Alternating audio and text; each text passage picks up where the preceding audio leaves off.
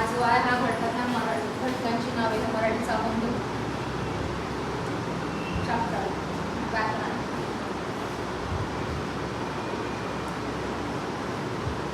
ठीक आहे.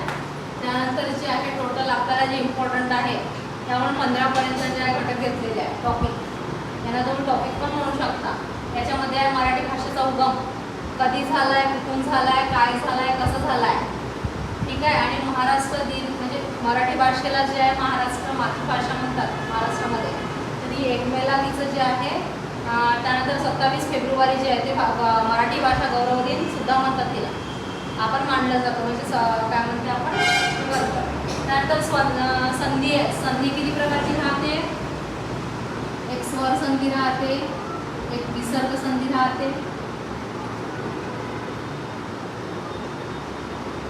आणि तिसरी आहे व्यंजन संधी राहते. ठीक आहे. 3 प्रकारची संधी राहते. त्याच्यामधलं जे आहे त्याला आपण डिस्क्राईब करावं. शब्दाच्या जाती किती प्रकारच्या. 8 प्रकारच्या जाती आहे. किती लक्षात ठेवा, क्वेश्चनमध्ये विचारते बरं पेपरमध्ये. 8 प्रकारच्या जाती आहे. कोणत्या. नाम, सर्वनाम, विशेषण, क्रियापद, क्रियाविशेषण, अवयव, शब्दयोगी, उभयनामी अवयव आणि केवळ प्रयोगी अवयव. अशा टोटल प्रकारचे 8. नाम, त्यानंतर सर्वनाम. ठीक आहे. त्यानंतर विशेषण. विशेष काय आहे त्याच्यामध्ये. सुंदर आहे. ठीक आहे. हे विशेषण झालं त्याचं. ओके. त्यानंतर जे आहे क्रियापद. काय करतो, खेळतो, कुदतो, जातो, चालत आहे. क्रिया करण्यामध्ये क्रियापद. ठीक आहे. क्रियाविशेषण त्याच्यामध्ये काय चांगलं आहे तर कसं आहे त्याच्यामध्ये ते क्रियाविशेषण झालं. शब्दयोगी अवयव वर, खाली, पुढे, मागे. शब्दयोगी अवयव नामाला जो लागून येतं. ठीक आहे. जे आहे त्याला शब्दयोगी अवयव. ठीक आहे. त्यानंतर तुमचं उभयनामी अवयव आहे त्याला त्याच्यामध्ये मग पुन्हा केवळ प्रयोगी अवयव आहे. ठीक आहे. त्यानंतर मग चौथा आहे तुमचा प्रयोग. प्रयोग कर्तरी प्रयोग, कर्मणी प्रयोग आणि भावी प्रयोग. ठीक आहे. भावी प्रयोगामध्ये असते की जो असतो त्याच्यामध्ये एकवचनी असतो आणि तटस्थ असतो. एकवचनी एकच वचनी असतो त्याला जे आहे काय म्हणतो पुन्हा अनेक वचनी नाही करू शकत त्याला किंवा येतही नाही. ठीक आहे. त्यानंतर जो आहे त्याला तृतीय पुरुषी एकवचनी म्हणतात. म्हणजे ते तृतीय म्हणजे ते झाले. ठीक आहे. त्यानंतर कर्मणी प्रयोग आहे. त्यानंतर भावी कर्तरी प्रयोग आहे. कर्तरी प्रयोगाचे पण पाठ पडते. अकर्मक कर्तरी, सकर्मक कर्तरी. ठीक आहे. मग कर्मणी प्रयोगाचे पण तसेच. ठीक आहे. त्यानंतर वाक्याचे प्रयोग आहे त्याच्यामध्ये तुम्हाला नकारार्थी, होकारार्थी, विद्वार्थी असे जवळपास 4-5 प्रकारचे जे प्रकार पडतात. त्याच्यामध्ये पण काय समुच्चय बोधक, विकल्प बोधक, परिणाम बोधक असे. समुच्चयमध्ये काय ते वा आणि अथवा असं आहे ते. विकल्पमध्ये किंवा येते. विकल्प हा किंवा तो.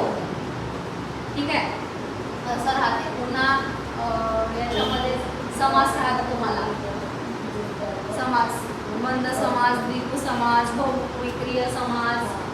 त्यानंतर द्विगु समासामध्ये ना तुम्हाला पूर्ण जे आहे ना जसं काय म्हणते मॅथमॅटिकली राहते.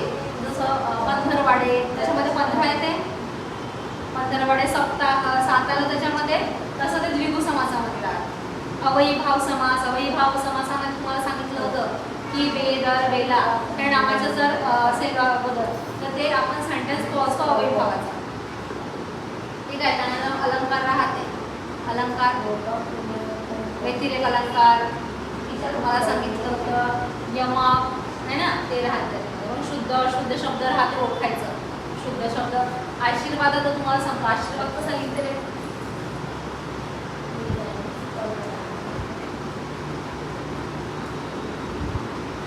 आशीर्वाद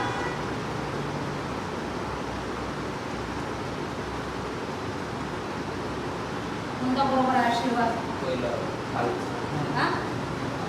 पहिला खालचं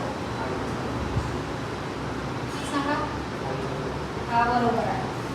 आपल्याला वाटते की हा बरोबर असेल म्हणून आशीर्वाद, पण ऍक्च्युली जो आहे ना हा बरोबर आहे. आशीर्वाद मला आशीर्वाद करतो है ना. आशीर्वाद आपण म्हणतो की आशीर्वाद पुढे पण लिहिते पण हा चुकीचा आहे. हा बरोबर आहे. लेखन नियमानुसार हा बरोबर आहे. ठीक आहे. त्यानंतर आहे की तुमचं विरामचिन्हे आहे. कॉमा, कॉमा झालं. डबल इन्व्हर्टेड म्हणजे जे आहे ते कॉमा झालं. त्यानंतर पुन्हा ठीक आहे. जे विरामचिन्ह आहे, त्यानंतर समूहदर्शक शब्द आहे, त्यानंतर ध्वनिदर्शक शब्द.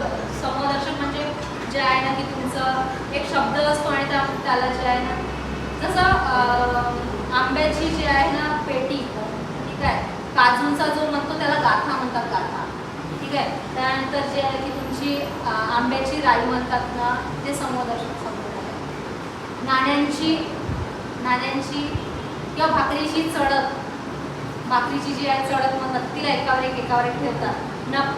नोटांची थप्पी जे असतात तिला नोटांची लिहिली राहते, त्याचं समूहदर्शक शब्द काही नोटांची थप्पी. ठीक आहे. तुमचं आपलं शिक्षणाचा विचार करू. हे जे संच राहते, संच कशाचं, म्हणजे तुमच्याकडे लॅबोरेटरीमध्ये राहते एक प्रकारचे काही हे राहते, ट्यूब राहते किंवा काही इक्विपमेंट्स राहते, तर त्यांना आपण संच म्हणतो. तर तसं उपकरणांचं काय राहते, ते संच राहते. तर ते याच्यामध्ये समूहदर्शकमध्ये येते. आणि ध्वनिदर्शकमध्ये काय येईल, जे काय म्हणते, वाघाची डरकाळी असं, तर ते समूहदर्शकमध्ये येते. विजांचा कडकडाट, हे सगळे याच्यामध्ये येते ध्वनिदर्शकमध्ये. त्यानंतर मराठी भाषेतील म्हणी आणि त्यांचे अर्थ. म्हणी काय आहे, म्हणी तुम्हाला मग अशी सांगितलं होती, पी हळद आणि हो गोरी असं ना, तर ते म्हणी सगळ्यांनी त्याचा आपल्याला अर्थ सांगायचा आहे. काखेत कडसाणी गावाला वळसा असं वाटतं. ठीक आहे. त्यानंतर वाक्यप्रचार आहे, वाक्यातला उपयोग सांगा. ठीक आहे. वाक्यप्रचार. त्यानंतर समानार्थी शब्द आहे, विरुद्धार्थी शब्द आहे. समानार्थी शब्द जसा आता काय म्हणून समानार्थी शब्द, तुम्हाला एक पृथ्वी आहे, पृथ्वी, तिचा समानार्थी शब्द काय आहे, तिला काय म्हणतात, माता पण म्हणताय, जणनी पण म्हणताय, मा पण म्हणते, आहे की नाही, तिला भू पण म्हणतात, जमीन असं. त्यानंतर दुसरं अजून सांगा, तुम्हाला सांगता येईल समानार्थी शब्द काय आहे. घोड्याला काय म्हणतात, अश्व म्हणतात. ठीक आहे.